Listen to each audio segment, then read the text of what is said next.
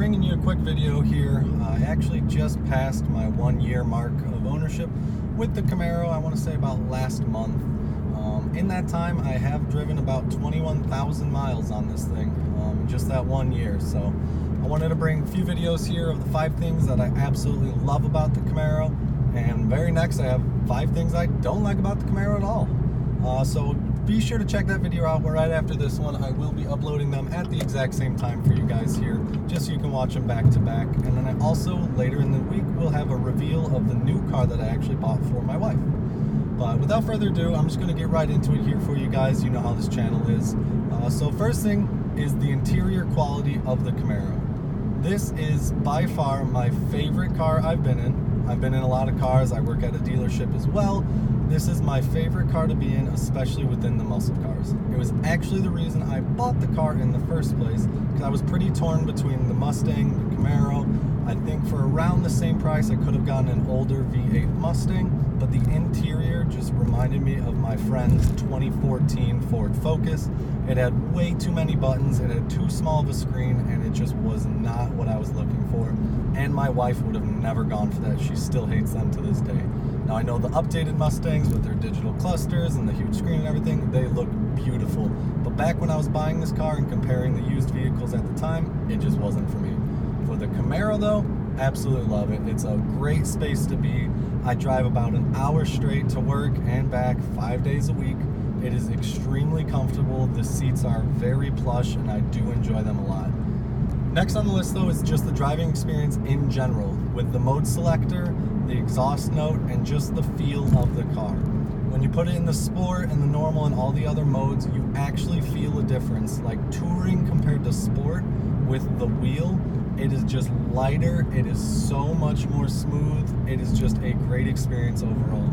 And the exhaust note as well, I have the dual mode exhaust, that feels incredible, it sounds really good, and I also took out the fuse for that, so it's wide open all the time. Just got like a little extra noise, because I know at the higher RPMs or at highway speeds, it'll close the valves a little bit anyway, even in sport mode.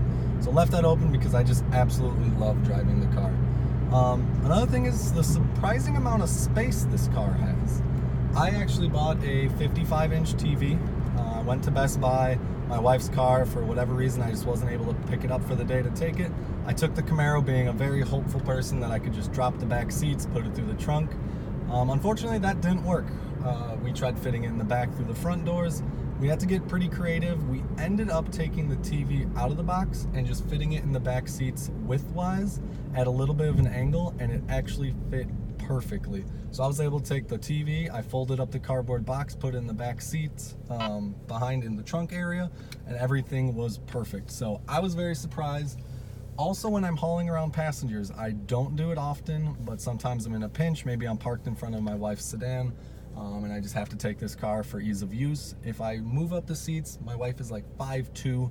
Most people are gonna sit behind her, but if I do have 2 passengers, me moving forward a little bit, they're still somewhat comfortable, and I'm somewhat comfortable as well.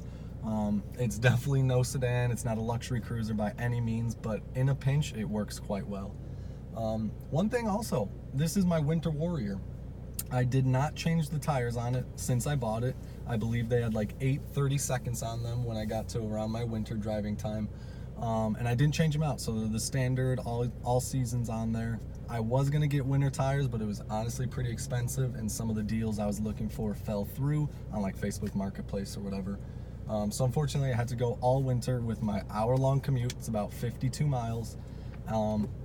And I was quite surprised. Now, I definitely didn't drive just as I normally do in the summertime, more spirited. I was more refined and kind of laid back and taking way less risk than I ever wanted to.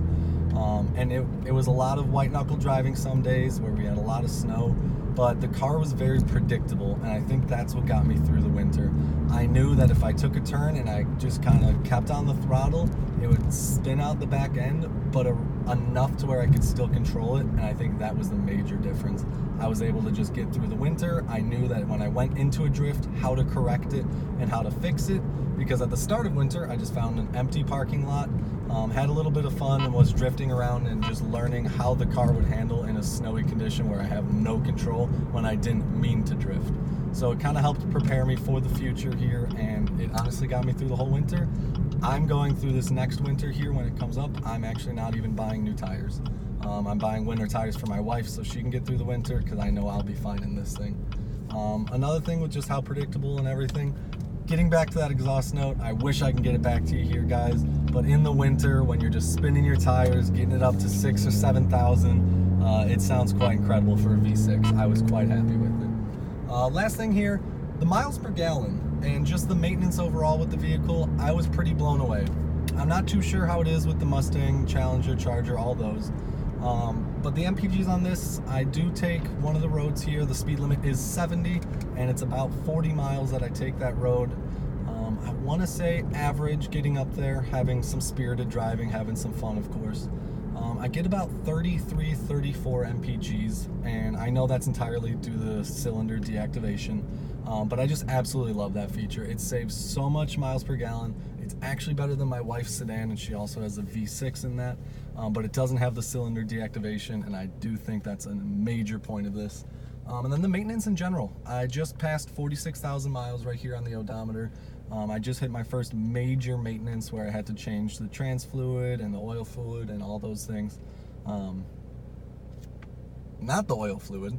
I had to change the trans fluid and the brake fluid and just kind of the minor other maintenance things. Other than changing the oil and rotating the tires at every interval that they state, it's really about it for maintenance. My next major maintenance is at 90,000 miles, and it's the same procedures again. It's the fluid and the brakes and everything like that, so it's been great. I haven't replaced the brakes at all because this is my highway cruiser, so I really barely use the brakes. And it's just been a really great car overall. I've absolutely loved it. The one bonus point, so this would be tip number 6 out of my top 5, and it's not really a tip, but just the blind spots in the car and the overall feel where everybody says you can't really see. Love that sound, it'll never get old. All the blind spots in the car where people say you can't see, that just simply isn't true. With the rear view mirror that actually the phone is mounted to, that's why it's a little bit shaky. I apologize, I just don't have the equipment to get the gyroscopes and all those other things to keep it very stable for everybody. Between that and the mirrors, if you properly set up your mirrors, I actually don't have a blind spot, because by the time the car is in the blind spot, the front of their vehicle is now to the side of me, and I can actually, sorry about that guys, it's my radar, we got to put up with it, that's just how I drive. When they're to the side of me and in my blind spot, I can see them out the mirror, and it's not a problem at all. I actually don't have any blind spots. I'm very confident in my mirrors and how everything works together, and I really just, I don't see the complaint that everybody has. Now, switching over to the sedan with my wife's car, with the huge front windshield, the side, everything is just so much more open. You feel it instantly when you get in, but it's never been a safety concern.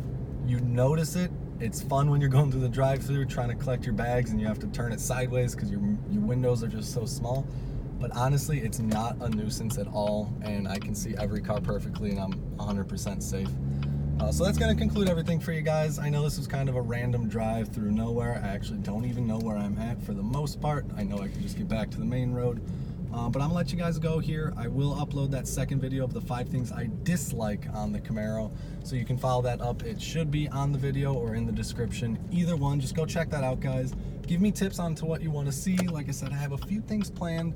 I have my wife's car coming up here. I do have some things with that, what I like, what I don't like. It is my first brand new car purchase, so I was quite excited for that. I also want to do an update on the Camaro. I've done some cosmetic things to it. I've yet to do performance just because I've been under maintenance this whole time.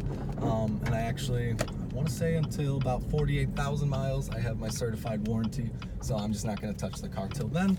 But I'll give you guys some updates as to what I have planned for the car, and just see you next time. Thanks so much, guys.